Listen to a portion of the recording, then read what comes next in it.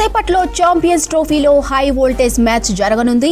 ఇక దుబాయ్ వేదికగా దాయాది దేశాలైన టీమిండియా పాకిస్తాన్ మధ్య మధ్యాహ్నం 2:30కు మ్యాచ్ ప్రారంభం కానుంది. ఇక ఐసీసీ టోర్నీలో పాక్ పై భారత్ కు మంచి రికార్డు ఉంది. ఇక ఫస్ట్ మ్యాచ్ లో బంగ్లాపై గెలిచి భారత్ మంచి జోషులో ఉండగా న్యూజిలాండ్ చేతిలో ఓడి పాకిస్తాన్ ఒత్తిడిలో ఉంది.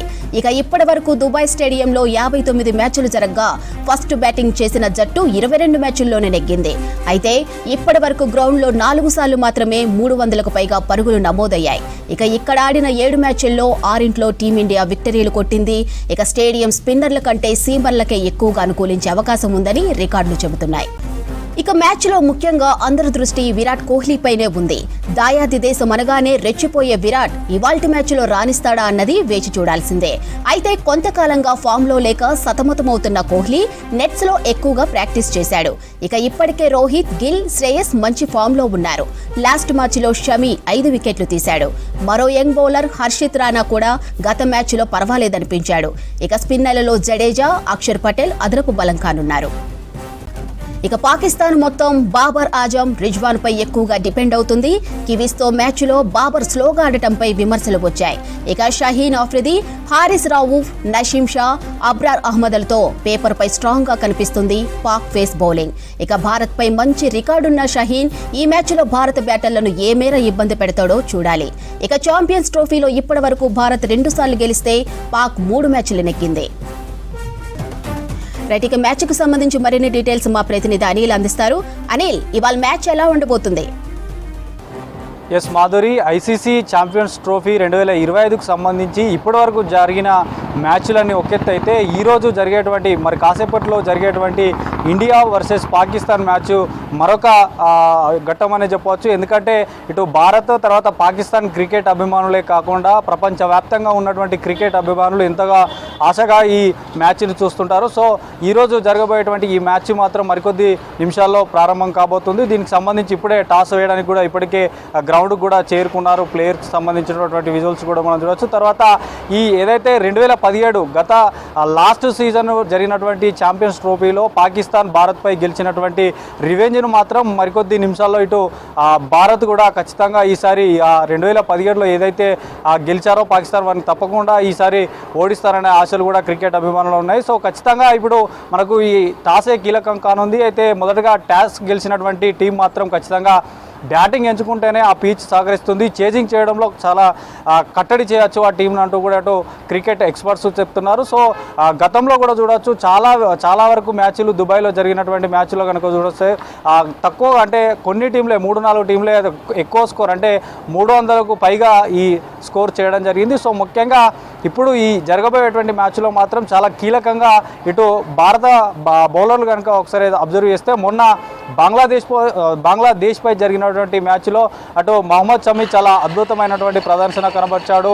ఏకంగా 5 వికెట్లు తీశాడు. తర్వాత హర్షిత్ రాణా, తర్వాత స్పిన్నర్ అక్షర్ పటేల్ కూడా అతను కూడా చాలా రాణించాడు. హైట్రిక్ ఛాయిస్ కూడా వచ్చింది, కానీ రోహిత్ శర్మ క్యాచ్ మిస్ చేయడం వల్ల ఆ హైట్రిక్ మిస్ అయ్యాడు. సో మరికొద్ది సేపట్లో ఈ ప్రారంభమయ్యేటువంటి మ్యాచ్కి మాత్రం దుబాయ్లో అన్ని ఏర్పాట్లు కూడా పూర్తి అయ్యాయి. ఇటు నగరంలో కూడా చాలా వరకు ఈ మ్యాచ్ వీక్షించడానికి చాలా చోట్ల స్క్రీన్లు కూడా ఏర్పాటు చేయడం జరిగింది. అటు జియోలో కూడా పూర్తిగా హాట్స్టార్ జియోలో కూడా పూర్తి ఆన్లైన్ స్ట్రీమ్ ఫ్రీగా కూడా చేస్తున్నారు. సో ఈ పాకిస్తాన్కి సంబంధించి కూడా ఇప్పటికే ఫకార్ జమాన్ లేకపోవడం కొంచెం ఆ టీంకి ఒత్తిడి అని చెప్పవచ్చు. తర్వాత మొన్న మొదటి మ్యాచ్ ఐసీసీ ఛాంపియన్స్ ట్రోఫీ మొదటి మ్యాచ్లో కూడా పాకిస్తాన్ న్యూజిలాండ్ పైన ఓడిపోవడం కూడా వాళ్ళకి ఒక ఒత్తిడి అనే చెప్పవచ్చు. సో ఈ జరిగినటువంటి ఇప్పటి వరకు జరిగినటువంటి మ్యాచ్లో మాత్రం అత్యధికంగా స్కోర్ నిన్న ఆస్ట్రేలియా ఇంగ్లాండ్ మ్యాచ్లో జరిగింది. సో నిన్న ఏదైతే ఈ స్కోర్కు సంబంధించి ఈరోజు పాకిస్తాన్ తర్వాత భారత్ కూడా ఈరోజు ఎంత మేరకు స్కోర్ చేయగలుగుతుంది అన్నటువంటి ఆశలు కూడా క్రికెట్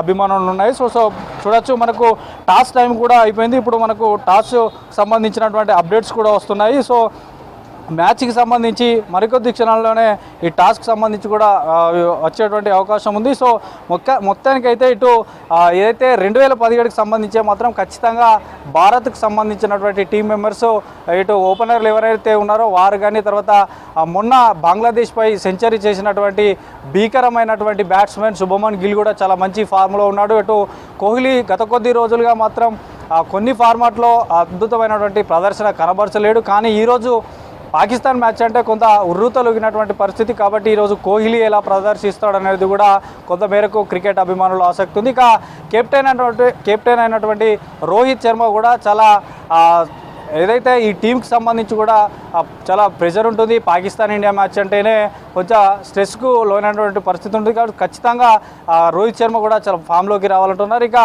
స్పిన్నర్కి సంబంధించినటువంటి అక్షర్ పటేల్ కానీ జడేజా కూడా చాలా చక్కగా బాల్ స్వింగ్ చేస్తేనే ఈ యొక్క మ్యాచ్కి సంబంధించినటువంటి స్కోర్ను కట్టడి చేయాల్సి ఉంటుంది. ఇక బాబర్ అజం పాకిస్తాన్ మ్యాచ్ కనుక ఒకసారి అబ్జర్వ్ చేస్తే బాబర్ అజంతో పాటు రిజ్వాన్ ఇలాంటి ప్లేయర్లు కూడా ఇందులో ఉన్నారు. ఒక 3-4 మెంబర్సే ఈ యొక్క పాకిస్తాన్లో కీలకం ఉన్నారు. వీరిని అవుట్ చేయగలిగితే మాత్రం ఖచ్చితంగా స్కోరు ఎక్కువగా పోవడానికి ఆస్కారం ఉంటుంది కాబట్టి వారిపైన దృష్టి పెట్టాలంటున్నారు. సో మొత్తానికైతే ఏదైతే గడిచిన ఈ మ్యాచ్ల కంటే ఈరోజు జరగబోయేటువంటి మ్యాచ్కి సంబంధించి మాత్రం పూర్తిగా ఆసక్తిగా ఎదురు చూస్తారు. సో దేశవ్యాప్తంగా కూడా చాలా చోట్ల స్క్రీన్లు ఏర్పాటు చేశారు. ఎక్కడికక్కడ క్రికెట్ అభిమానులు కూడా చాలా పెద్ద ఎత్తున ఇటు ఆసక్తిగా ఎదురు చూస్తున్నారు. సో మొత్తానికైతే పాకిస్తాన్ టాస్ గెలిచి బ్యాటింగ్ ఎంచుకుంది. ఇది ఒక చేదు అనుభవం అనే చెప్పవచ్చు.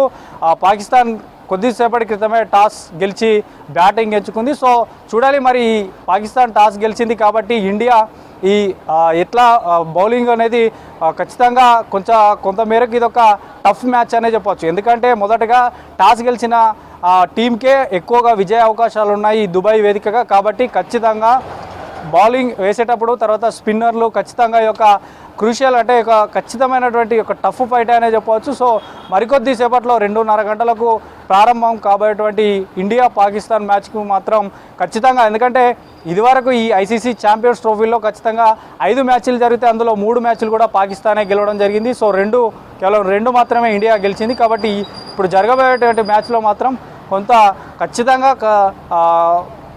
మంచి అద్భుత అంటే ప్రదర్శన మాత్రం ఖచ్చితంగా కనబరచాలి. ఇప్పుడు కేవలం బౌలింగ్ మాత్రమే ఇందులో కీలకం కాబోతుంది. పేసర్ అయినటువంటి మహమ్మద్ షమీతో పాటు హర్షిత్ రాణా, స్పిన్నర్లు అక్షర్ పటేల్ అండ్ జడేజా ఖచ్చితంగా ఈ బ్యాటింగ్ ఎవరైతే మొదట 4 మెంబర్స్ బ్యాట్స్మెన్స్ ఉన్నారో వారికి సంబంధించినటువంటి పాకిస్తాన్లో వారు ఖచ్చితంగా అవుట్ చేయగలిగితేనే ఒక స్కోర్ను 250 వరకు 250 లోపే అవుట్ చేస్తే ఖచ్చితంగా చేసేటువంటి అవకాశం ఉంటుంది. కాబట్టి మరికొద్ది నిమిషాల్లో స్టార్ట్ కాబోయేటువంటి మ్యాచ్కి సంబంధించి మాత్రం పూర్తి డీటెయిల్స్ వచ్చేసాయి.